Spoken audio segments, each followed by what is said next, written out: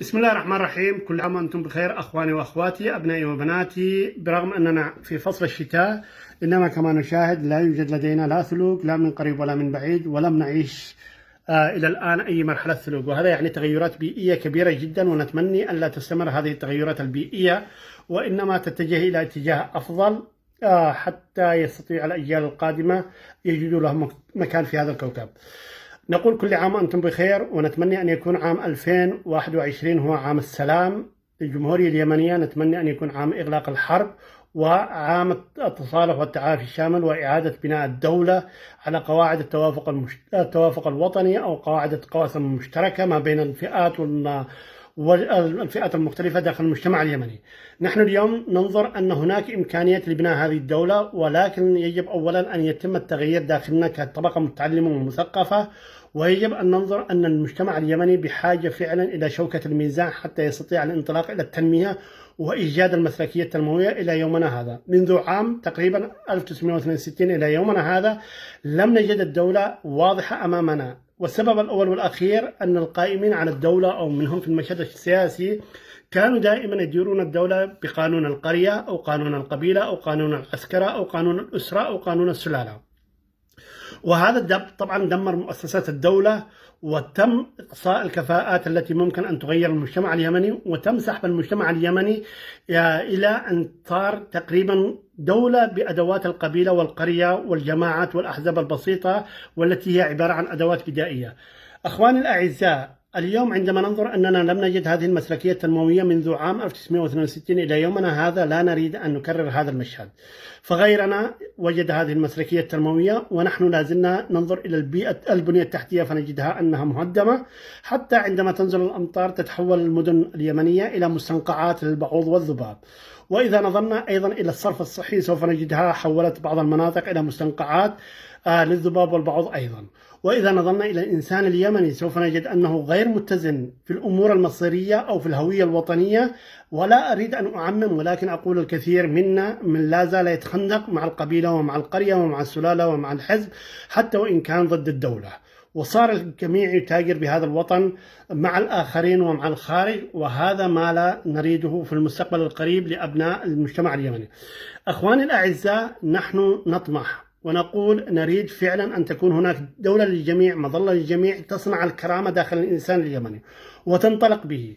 وحتى أعطيكم مثال، انظروا الآن إلى عدن، فقد تحولت بمشاريع القرية إلى مجرد قرية، بالرغم أنها كانت في عام 1960 إلى عام 1965 ثالث ميناء في العالم، واليوم هي عبارة عن قرية، فلا بنية تحتية ولا خدمات ولا يحزنون، عبارة عن كتلة خرسانية، وحتى البناء عشوائي من دون أي خطط لبناء مدن لهذه الألفية.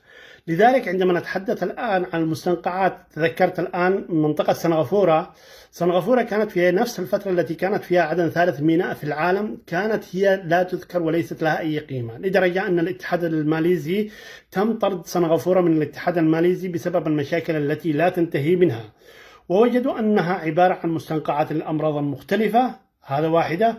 ووجدوا أن الشعب السنغافوري لديه مشاكل كثيرة من الجهل والفقر الذي لا ينتهي، ووجدوا أن البنية التحتية لسنغافورة لا تلائم لا من قريب ولا من بعيد، بمعنى ذلك لن يستطيعوا معالجة المشاكل السنغافوريه لا من قريب ولا من بعيد. لذلك جاء إلى السلطة في سنغافورة رجل يطلق عليه ليو كوان يو. وجد أنه يجب على الشعب السنغافوري أن يتجه إلى اتجاهين: اتجاه التعليم والتفكير بالعمل. السياسة هي شغلانة من ليس لديه شغل، واستطاع أن يقنع الآخرين أن هناك جهاز دولة وأن هناك قيادة استثنائية لمرحلة استثنائية، فاستقطب المال من الخارج ومن الخارج، واستطاع أن ينطلق بسنغافورة في اتجاهات مختلفة. وجد أن هناك مشاكل لكن لابد من إيجاد الحلول لها، ولم تمر سنوات بسيطة لا تتجاوز 25 عام إلا وكانت سنغافورة مركز صناعي ومركز معرفي ومركز تجاري ومركز مالي كبير جدا في المنطقة، ولم تمر تقريبا حتى عام 2020 إلا ونجد أن سنغافورة لها من الدخل القومي ما يتجاوز 364 مليار دولار، وهذا الدخل القومي لسنغافورة، والتي هي عبارة عن 720 كيلومتر من المساحة، وهي أصغر من نصف محافظة عدن، من نصف مساحة عدن، واستطاعت أن تحصل هذا الاختراق الكبير فيها. فهذا يعني أنه المشكلة لدينا نحن. سنغافورة لم تكن لديها لا ثروات نفطية ولا ثروات يعني في باطن الأرض، وإنما لديها مجتمع يعاني في كل الاتجاهات. لذلك حاول قدر الإمكان أن يجد الحل الأمثل لذلك. وكان الحل الأمثل أخواني الأعزاء هو فعلا التعليم وبناء الإنسان السنغافوري. لذلك ارتفع دخل الفرد السنغافوري اليوم إلى أن وصل إلى 80,000 دولار، وصار الجواز السنغافوري رقم 1 في العالم. ونحن لا زلنا ندفع بالإنسان اليمني إلى أن يكون مجرد يعني صفر أمام المجتمعات الأخرى.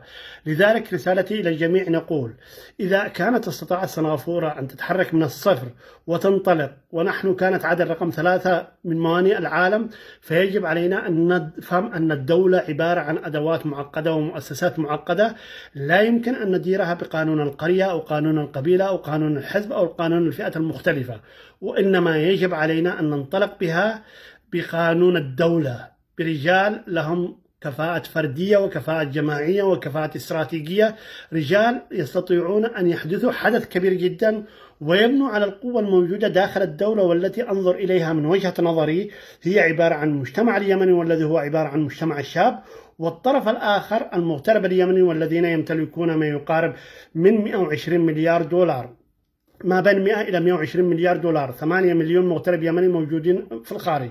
وهنا تستطيع الدولة اليمنية أن تنهض، لكن لن يوجد هذا الأمر، ولن نستطيع أن نستقطب الاستثمار إلى داخل اليمن إلا إذا رأينا بوادر الدولة، إذا اختفى السلاح على سبيل المثال، إذا أغلقنا الحرب، إذا اتجهنا إلى صناعة مرحلة مستقبلية لهذا المجتمع. غير ذلك سوف تظل الجمهورية اليمنية تعاني، وسوف ينتهي بنا الحال ونحن ننتظر دولة من السراب. أخواني الأعزاء، لم يوجد في التاريخ أن هناك قرية استطاعت أن تتحول إلى دولة، ولم يوجد هناك قبيلة استطاعت أن تصنع دولة لهذه الألفية.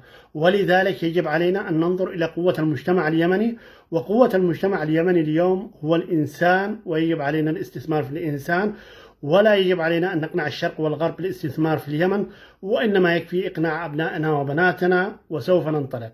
إذا كان لي كوان يو ب 720 كيلومتر مربع استطاع أن يحدث هذه المعجزة، واستطاع أن يجعل دخل الإنسان المالي السنغافوري 80,000 دولار في السنة، فنحن نستطيع الكثير. لكن اشترط في الدرجة الأولى أن نتغير نحن المجتمع اليمني، وننظر أن الحرب ليست هي المدخل وإنما هي المخرج. والسلام عليكم.